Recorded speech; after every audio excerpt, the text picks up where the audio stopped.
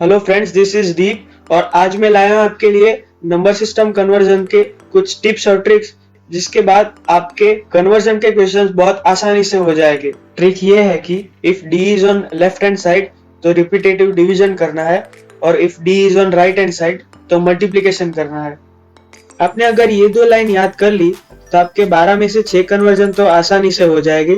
तो आप वीडियो को अच्छे से देखना ताकि आपको कन्वर्जन के क्वेश्चन में कोई दिक्कत ना आए। तो अगर हमें डेसिमल से बाइनरी या ऑक्टल या हेक्साडेसिमल में कन्वर्ट करना है नंबर को, तो हमें रिपीटेटिव डिवीजन करना है। तो अगर बाइनरी में करना है तो डिवाइड बाय 2, ऑक्टल में करना है तो डिवाइड बाय 8 और हेक्साडेसिमल में करना है तो डिवाइड बाय 16।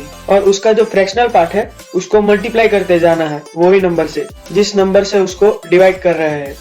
इसमें मैंने एग्जांपल्स को भी ऐड किया है ताकि आपको अच्छे से समझ आ जाए। तो मैं आपको एक एग्जांपल समझा देता हूं तो आपको भी आसानी से समझ आ जाएगा।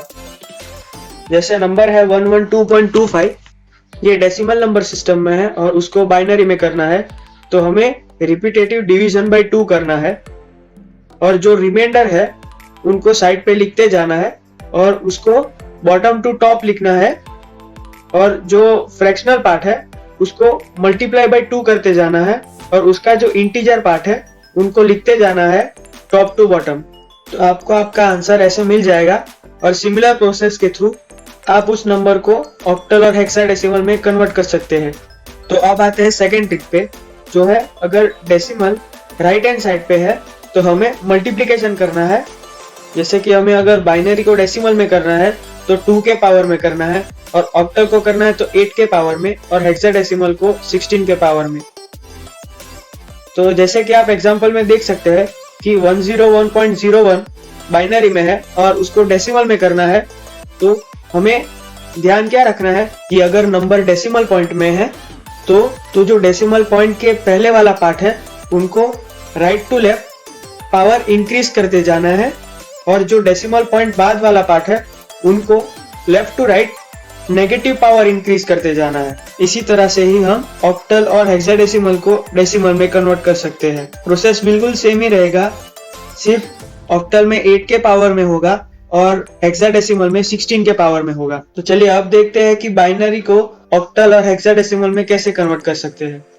आपको सिर्फ ग्रुपिंग करनी है। अगर ऑक्टल में करनी है तो 3 बिट के ग्रुप बनाने हैं और हेक्साडेसिमल में करनी है तो 4 बिट के ग्रुप बनाने हैं और उसके बाद जो इंडिविजुअल ग्रुप बनाया है आपने उसका डेसिमल इक्विवेलेंट लिखना है। जैसे कि ये नंबर है 1011.1010, वो बाइनरी में है और हमें अगर ऑक्टल में करना है तो हमें डेसिमल के पहले वाला पार्ट है उनको राइट टू लेफ्ट ग्रुप करना है 3-3 के ग्रुप में और जो डेसिमल के बाद फ्रैक्शनल पार्ट है उनको लेफ्ट टू राइट 3-3 के ग्रुप में ग्रुपिंग करनी है।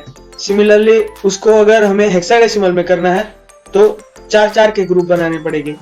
ग्रुपिंग करने के बाद जैसे कि ये 001 का इक्विवेलेंट 1 होता है, 011 का 3 होता है और 101 का 5 होता है, तो हमें ऑक्टल नंबर सिस्टम में आंसर मिला 13.5। वैसे ही अगर हेक्साडेसिमल की बात करें तो 1011 का डेसिमल इक्विवेलेंट 11 होता है पर हेक्साडेसिमल में 11 का B होता है और 1010 का डेसिमल इक्विवेलेंट 10 होता है और हेक्साडेसिमल में उसका A होता है। तो चलिए अब बात करते हैं कि हम कैसे हेक्साडेसिमल और ऑक्टल को बाइनरी में कैसे कन्वर्ट कर सकते हैं। ये एकदम इजी है।